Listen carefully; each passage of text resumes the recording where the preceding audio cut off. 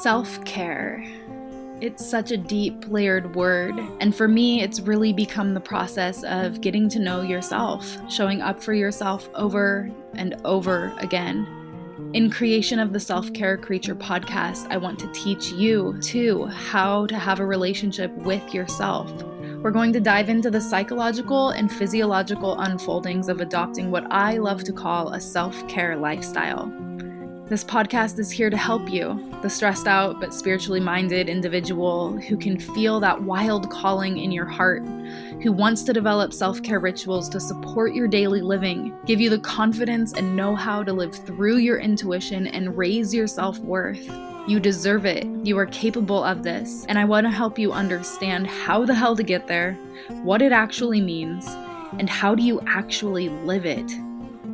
That's where my intention is with this podcast. The Self-Care Creature podcast, brought to you by me, your host, Courtney Klopp. Let's dive in. Hi there, creatures, and welcome back. We are going to be talking about the quality of the mind today, diving into the idea of developing a new relationship with your mind and how it can impact your well-being and your healing journey, of course, shared from my own background that is heavily steeped in Zen Buddhism and shamanic perspectives, respectfully. And I've just have this really deep fascination with the mind. And I think that it's a really important thing to have a relationship with. It's really important to remember that you are not your mind, but you are the one that thinks the thoughts. Anyway, I know it sounds like a riddle. It might sound like a riddle. We are going to get into that more. This conversation is intended to spark awareness and curiosity and learning to respond with intention. And if it brings up questions for you, just know that that podcast form is available in the show notes, and you can click it and you can ask questions, and you can also give suggestions or things like that. I want to unpack this together and see how a deeper relationship with our minds can really shift our experiences. And that means also hearing about your experience. So before we dive into that, I'm going to give a shout out to my patrons on Patreon. Thank you so much to everybody that is supporting. I am so excited to have launched this new endeavor in the summer 2024. I am focusing on exploring grounded spirituality and sharing my own writing. So I have 2 classes that I host via Patreon. One is the self-care check-in class, the Creature Calibration. That's also available to the public every month. That's the first Wednesday of most months. And then we also have a new moon intention setting time on Patreon once a month. And this is really just a vibe of good friends getting together, drawing some tarot or oracle cards, talking about the moon, and really just grounding in with some meditation, seeing what the vibe is in a more spiritual aspect. And then sharing poetry, sharing my writings, sharing what's coming up in my journey, spiritually, mostly. And I feel this pull to talk a little bit more about spirituality at this time as I ground deeper into that path for myself, and as I've stumbled upon this path with extremely deep skepticism, and it is extremely important to me to continue to honor my human experience and not get swept up or drawn away into the wave of new age spirituality that is also alive and well in the world right now. Maybe, just maybe, that deserves its own episode at some point if you are not sure what that new age spirituality is. And if you know, then you know. Patreon is also awesome because it has merchandise. It's the only place right now where you can get consistent self-care creature merch. Stickers, sweatshirt, tote bag, mini prints. I am super stoked and impressed with the quality of Patreon's merchandise. And so check out the tiers if you're interested in joining there. You can support me for as little as $3 per month on Patreon. And I'm always happy to answer questions if anything comes up for you. Moving into events, I have 2 more workshops coming up this year. So if you are listening to this on Friday, October 18th, the release date, tomorrow, Saturday, October 19th, is my final shift shop of the year. We will be focusing on the self-care pillar of nourishment. This is an in-person workshop at the Bow Sanctuary in Skagit Valley from 1 to 5 p.m. And as far as I know, there was 1 or 2 slots left. So feel free to check it out if you're interested. This is a small group setting. There are snacks and beverages provided. We come together in community to share. There is a yoga aspect, gentle yoga, all levels included. There's a sauna aspect. I have been doing these for a year now, and they bring me deep nourishment, no pun intended. And so I highly recommend just coming and giving yourself this gift of really putting the practice of self-care into a community setting, because we can't heal in isolation. It's important to remember that you're not alone. It's important to come meet people that are on this same journey as you. The last workshop that I will be hosting in person this year is on Saturday, November 2nd, same place, Bow Sanctuary, Skagit Valley, from 3 to 8 p.m., and it includes dinner. And this is a grief awareness ceremony and workshop hosted with 2 colleagues of mine. One is a Zen priest, one is a mental health therapist. And we are looking to hold space and really educate people on what is grief, how to be with it, how to move through it, how to live with it.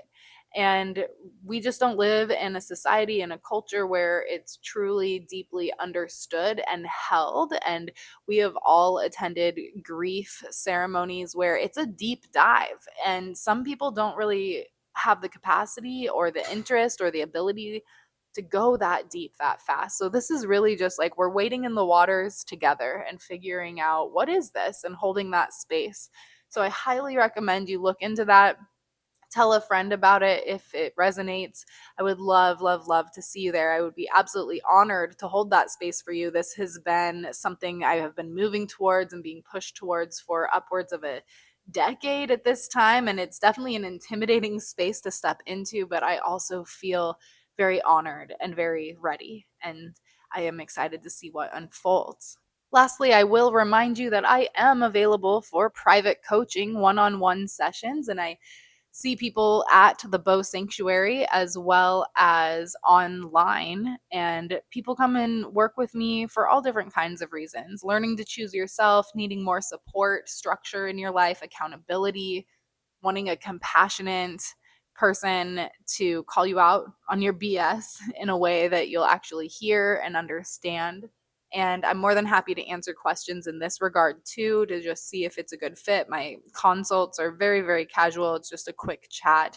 We can hop on the phone. You can catch me in person, whatever works. All of this information is available on my website, selfcarecreature.com. Without further ado, let's move into this episode today.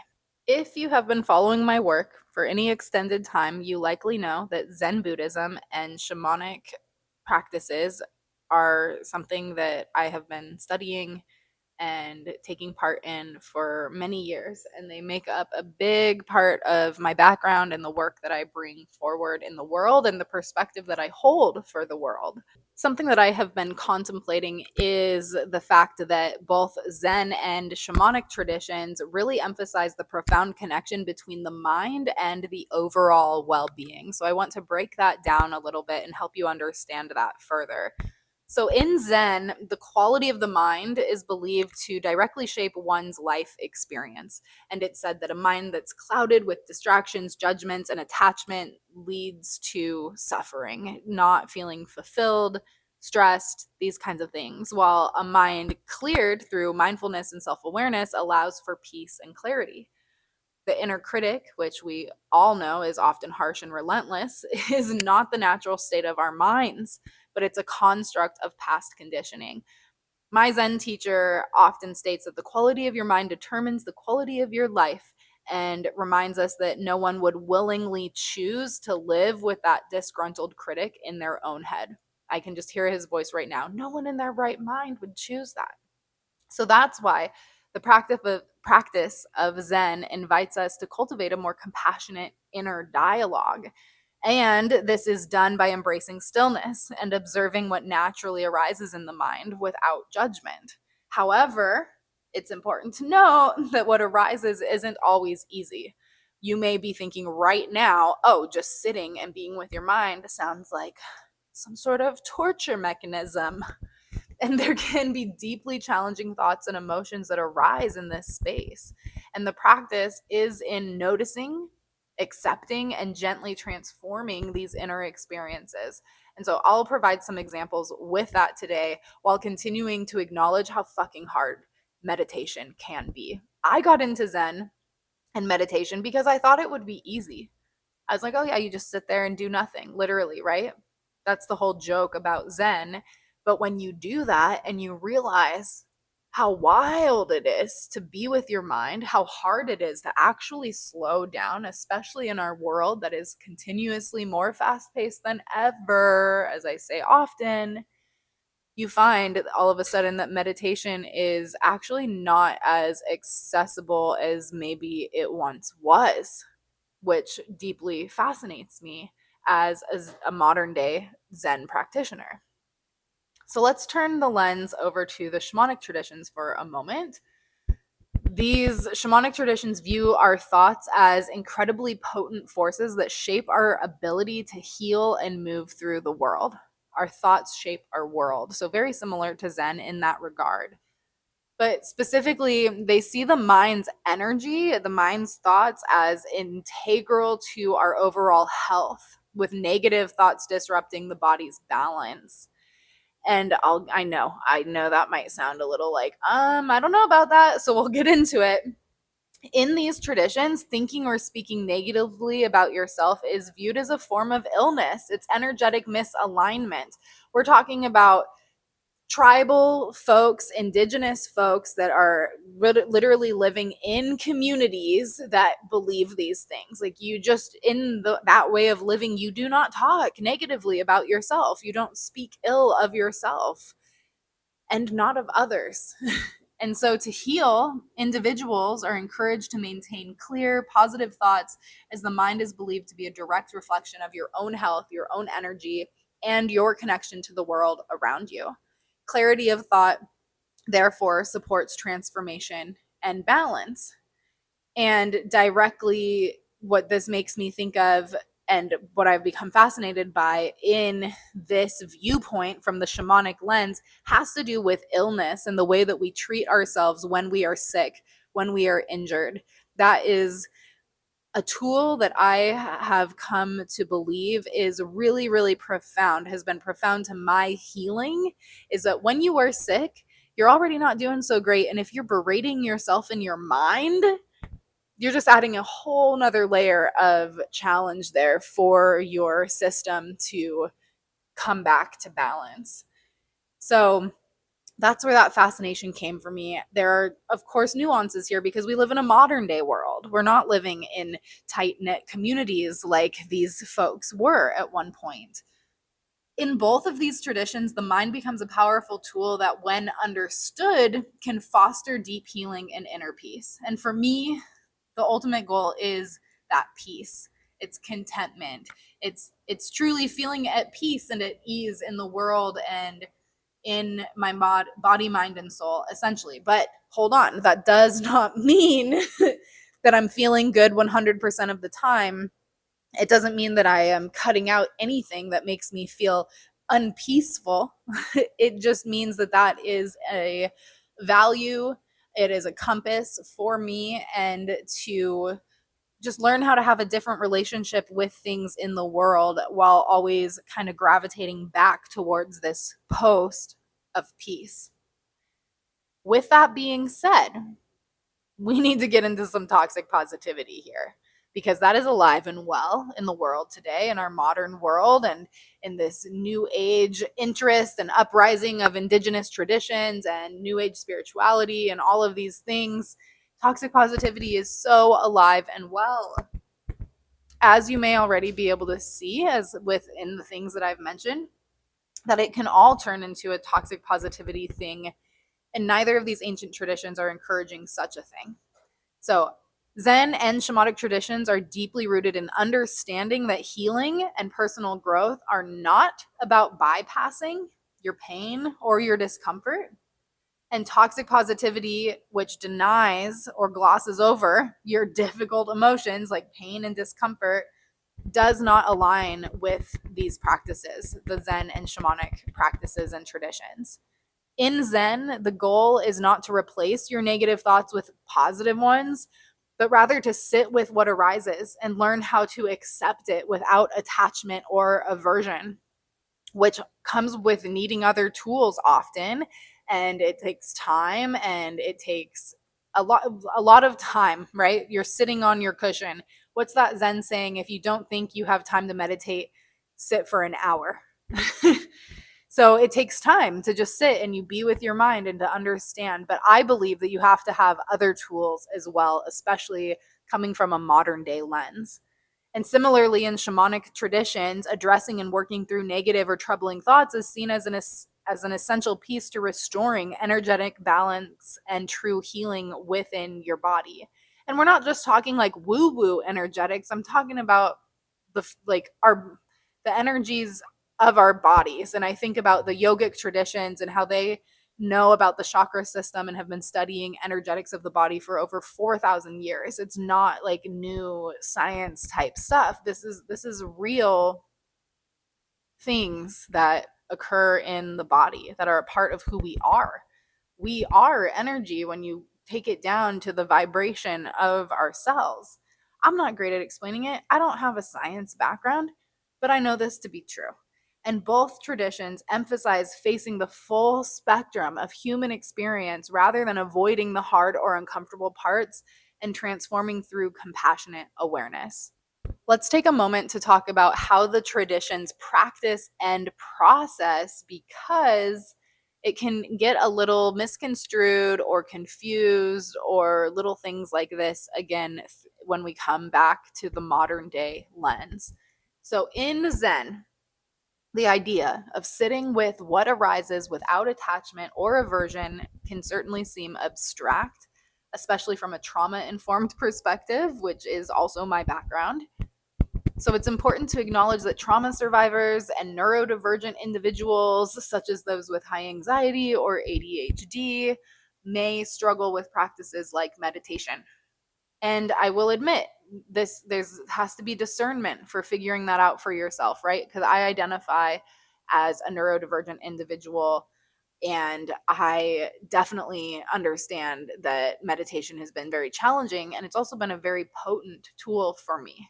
But this is about finding your edge to be able to lean in and gather multiple tools. It doesn't just have to be one thing to work for you. So for some, meditation may amplify internal distress rather than calm it. And in these cases, it's crucial to develop, like I've mentioned, other grounding tools first, such as maybe somatic practices like getting in your body, learning about nervous system regulation techniques like the breath. That's why I started with quality of the breath, coming into like trauma informed therapies, leaning into therapy, just understanding emotions, sensation in the body, all of these different things before introducing meditation. This allows for a safer entry into your mindfulness practices because they're bolstered with more tools rather than just trying to force meditation to work. So, for these individuals, the key is to establish emotional and physical safety within yourself first, and then slowly building up the capacity to sit with difficult feelings or thoughts. So, trauma informed Zen practices would encourage gradual exposure where small moments of awareness are woven into everyday activities before engaging in more traditional, longer meditative sessions. It's about finding accessible entry points for each individual's unique journey. And that's why I always encourage moments of pause, which I talked a lot about in the last episode, quality of the breath. In shamanic traditions, the mind is seen as deeply connected to the spirit and body, and changing one's relationship with the mind is central to our healing process and our ability to heal. These traditions use many different practices to move energy in the mind, body, and spirit planes with the intention to restore balance and foster long term healing. These traditions, often in the form of ceremony of some kind, include, but are not limited to, various breathwork, plant medicines, fasting, meditations, journeying, and much, much more. And it's very important to note that these ceremonial spaces are still very foreign to our overarching Western world. which has been shaped by whitewashed colonial, non-cultural, and non-spiritual societies.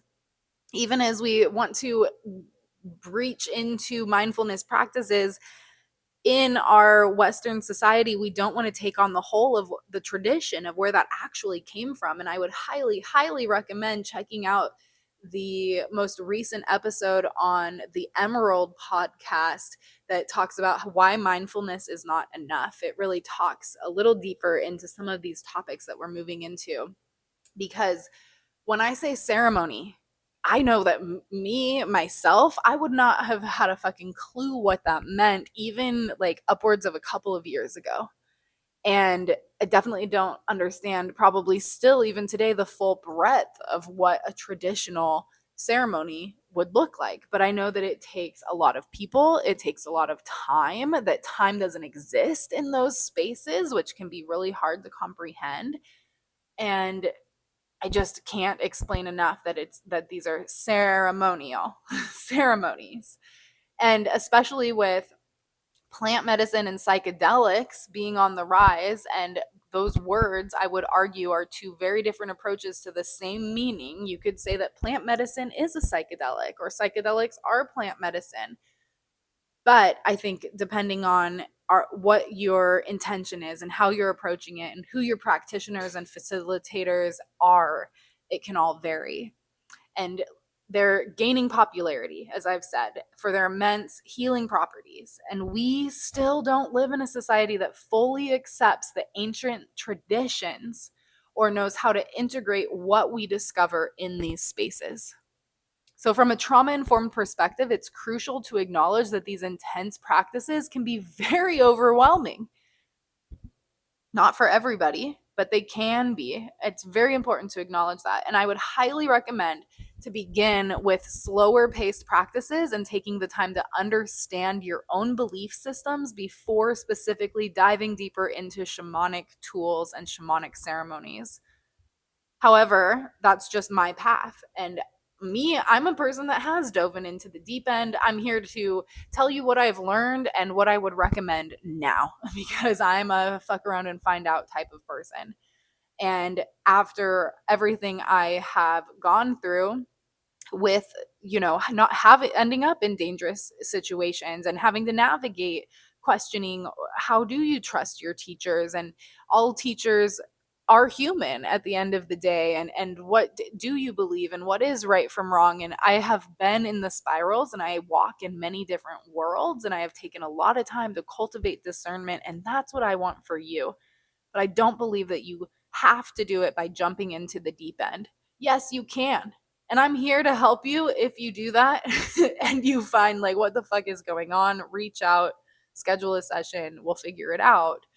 But ultimately, the path that I have discovered in my work really now prioritizes safety and pacing and individual readiness. All of those are heightened, very heightened importance to me in my work. I want to acknowledge that we all have our own unique paths. Can't say that enough. And there is truly no wrong way. Just because you jumped into the deep end and had to learn how to swim and you almost died, if I'm going just drastic here, it doesn't mean it was wrong. It doesn't mean it was wrong. It was just the way you chose to do it. And I'm speaking from experience. I'm not just saying you. I could easily say me because that's what I did. I'm always open to exploring new ideas, and I want to encourage you to do the same, but I want you to be safe about it, honestly. And I think that we've got a lot of things going on in the world today that it can be really challenging to find that discernment and to navigate things with safety. It's easier than ever to be manipulated or taken advantage of, or to just innocently have a referral from somebody you trust that takes you into a space that suddenly, oh shit, like this is not a trauma informed, safe situation for me. And that is why I approach these things with such heightened caution. And I'll dive deeper into the topic of discerning spirituality in modern times in another episode. So if you have questions, please fill out that podcast form and let me know. What do you want to know? What kind of questions do you have? Share your experience if you've had some sort of experience already. And for now, I digress. Let's continue with the discussion on quality of the mind. For a moment, let's talk about the natural state and relationship with our mind. So, continuing with the lens of Zen Buddhism and shamanic traditions, these traditions emphasize alignment with the present moment and a deep connection to both our inner self and the world around us, living in the present moment. In its natural state, our mind is not burdened by constant judgments or unnecessary thoughts. It serves as a tool rather than a master. This dismantles the hierarchy, putting the mind back in place as part of the whole in harmony with the body. The mind in harmony with the body as part of the body. Cultivating this relationship involves clarity, presence, and openness to wisdom that arises from stillness, deep awareness, and acceptance of what is without the urge or attachment to wanting to change it. And this leads ultimately to an allowance for thoughts to arise and pass without attachment or aversion. This is where the intricacies of being a self care creature really come into play, as this process is so deeply multifaceted, and layered, just like our definition of self care. It invites deeper philosophical and existential curiosity within me, and I can only imagine within you. You are not your mind. Rather, you are the awareness behind the thinking. I'll repeat that. You are not your mind. You are not your thoughts. Rather, you are the awareness behind the thinking. There is no individual self separate from the awareness. And over time, through this understanding, the mind can settle and it can cease to dominate the experience and become a harmonious part of the whole. And this, in turn, fosters a healthy relationship with the mind and improves its quality. But again, there are so many layers there. There's probably a big piece about the ego that I could bring in, but I'm not going to go down that rabbit hole.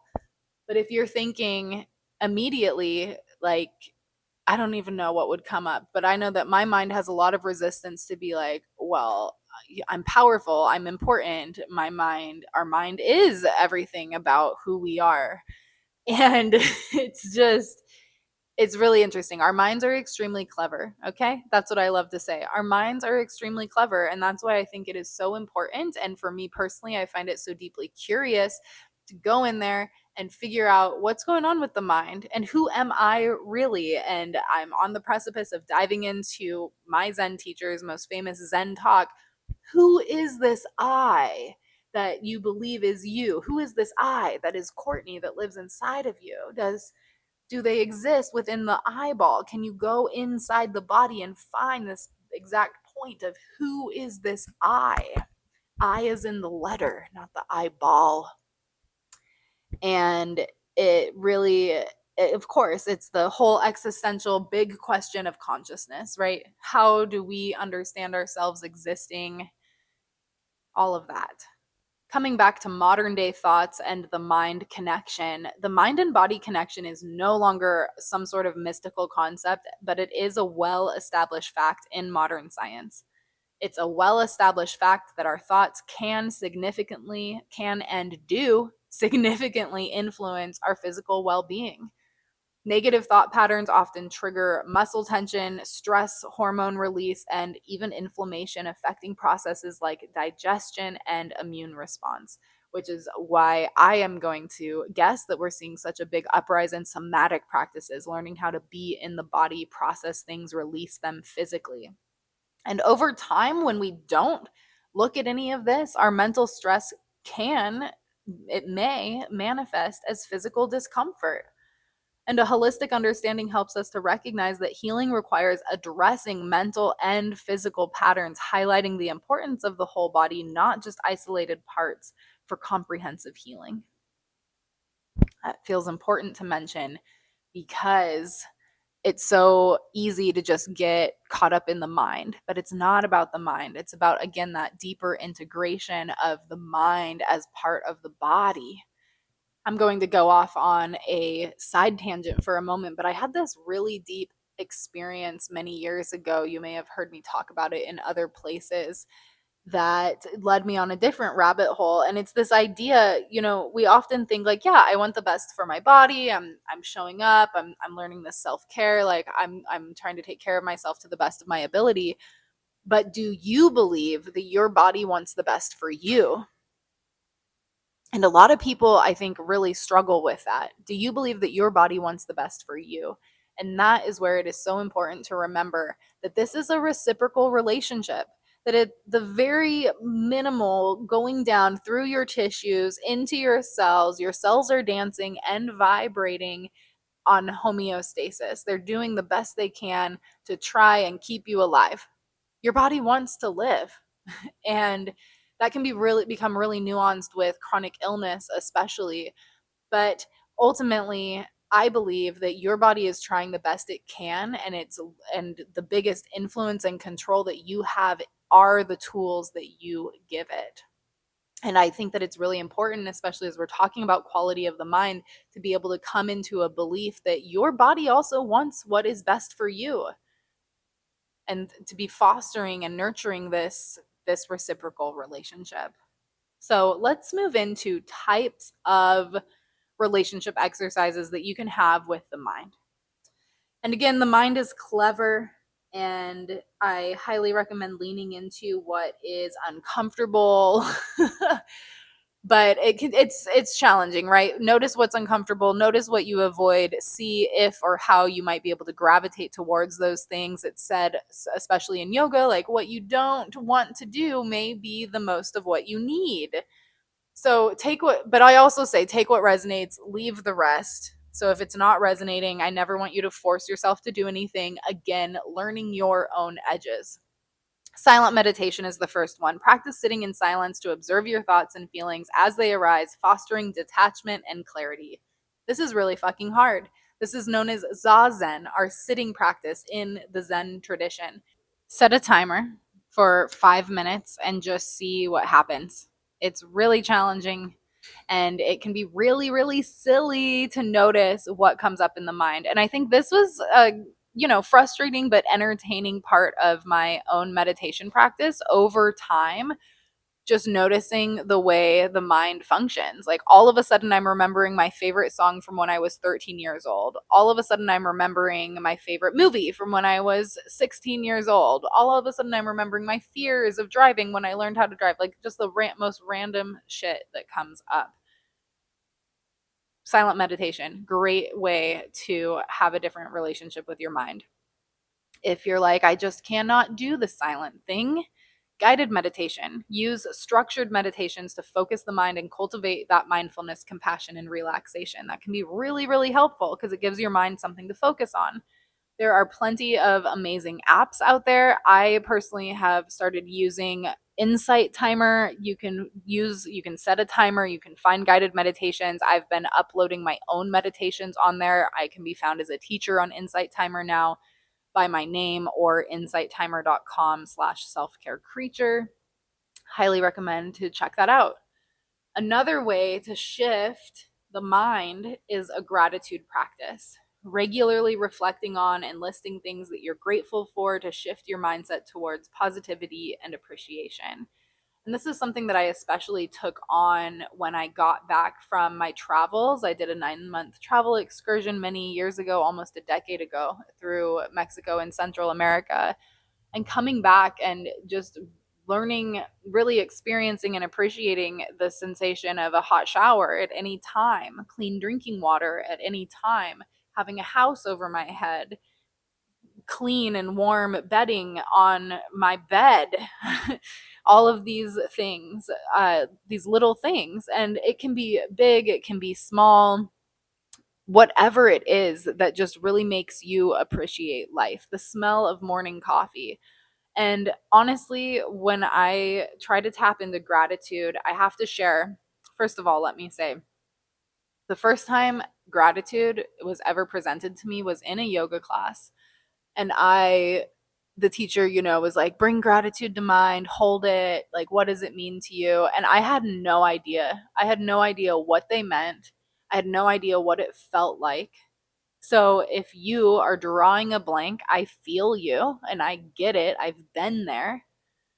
And coming back to the Zen tradition, focusing on our impermanence of being human and our short amount of time here on earth, I recommend thinking, what are the things that you might miss when you or your loved ones are no longer here? And for me, that is always the senses. I come back to my senses. What are your favorite smells? What are your favorite sights? And just being grateful that you have a sense of smell, that you can see, that you can touch. Whatever you need to cultivate this, tap into it. I highly recommend a gratitude practice. And for any of these practices, I would recommend trying 3 to 5 consecutive days to build a small habit, and then upwards of 21 days to really solidify it. Even practicing something for as little to 3 to 7 days, for me personally, has made a profound impact. There are practices that I've only tried for 3 or 7 days that I still think about, that really truly shifted some shit within myself, that got the ball rolling for me to do something different or to show up different. So just let it flow for you how it might, but see if you can commit in some tiny way. Another thing would be challenging your worldview. And this is a little more challenging, and I do get into this a little deeper in my Well Self course, the signature course I have for developing a self-care foundation within yourself. But this is to realize the lens in which you see the world. This is your inherent views, and challenge yourself to believe that people are inherently good. I've told this story in many places, but when I took my self awareness to social justice course with my teacher, Dr. T. Williams, he said that in order to have a liberatory lens of the world and to do liberatory thesis work, you had to believe that people are inherently good. And it fucked us up. It fucked us up real good. But I have come to hold that and to morph it and live with it deeply within myself. And I do believe that. And it's interesting to notice the way that we view the world is coming from our internal perspective. And that also often goes back to how we were raised and our life experiences and what has happened to us. And so that can be really fucking challenging. But once you realize the lens in which you see the world, that can help you start to shift things, because you can realize, you have the ability, even though it's really fucking hard. And even if I say this and it pisses you off, because it did when somebody told me this, you have the ability to recognize those negative thoughts about yourself can change. And I invite you to bring in curiosity. How the fuck do I do that? I'm just throwing around swear words this episode, apparently. But that's what really started me on this journey. I become deeply curious about the things that didn't feel possible for me. But there are stories of so many other people of all different classes and stature and backgrounds in the world that have stories of being able to do this. I did think to myself, why not me? Even though that sounds cliche or cheesy as, you know, just I wonder if you can invite that in for yourself, because honestly, why not you? Why does everybody else get to do it and not you? So challenge your worldview. Get out your journal, have a pen and paper, write regularly, express your thoughts, start to rewire your neural pathways with pen to paper. A lot of people are really resistant to journaling, but this is one of the best pathways to really start to rewire stuff, even if you're just making a bullet pointed list. And then I would also recommend a thoughts or mood log. Track your mental and emotional states. Identify patterns. Start to notice when you feel activated, what that means, and track progress or different things over time. Tracking thoughts, mood. Maybe you are familiar with a food log, an energy log. These are common things when you go to see certain practitioners, and especially from my nutritional therapy background, I always had people tracking their food and mood log. Come and bring it in, add thoughts into it. So those are my top recommended exercises for how to change the relationship with your mind. And in conclusion, I would like to invite you to remember that the mind, again, my favorite saying, the mind is incredibly clever. It is designed to protect us and to keep us alive and to keep us safe. And that is built off of our lived experiences, which are not always safe. So learning about your own mind can be tricky, very tricky. And again, of course, there are plenty of things that we didn't cover in this episode. Like I said, I didn't go deeper into the ego or identity. But practicing mind awareness helps us begin to understand its patterns. I'm tripping over my tongue right now. It helps us to begin to understand the mind's patterns. And the relationship with your mind, like everything else, is just a piece of the holistic self-care puzzle. It's not the end-all be-all, but along with breath, it's one of the two core places that I recommend you begin your self-care journey. Stay curious, stay open, learning to be unattached as you cultivate this connection and grow. Small practices, one thing at a time. I believe in you. I hope that you also believe in yourself, and I have a feeling that you do, or you wouldn't even be listening in. So, as always, thank you for listening. Please consider leaving a review on whichever listening platform you might be listening on, because that really helps my small business. You could also take a screenshot, post it on social media if that's your jam. Give me a tag. That really helps to spread word of mouth as well. I have emails that you can sign up for if you want tangible tips in your inbox every other week, and about a monthly real-time update from me and what's going on in my life. Feel free to sign up for that. All of these links are in the show notes. There's so many links in the show notes. Check it out. I appreciate you truly and deeply. Thank you for taking the time to show up and get to know yourself better, because we need more people taking on these practices in the world today. Thank you for taking care of you, and I will talk to you soon.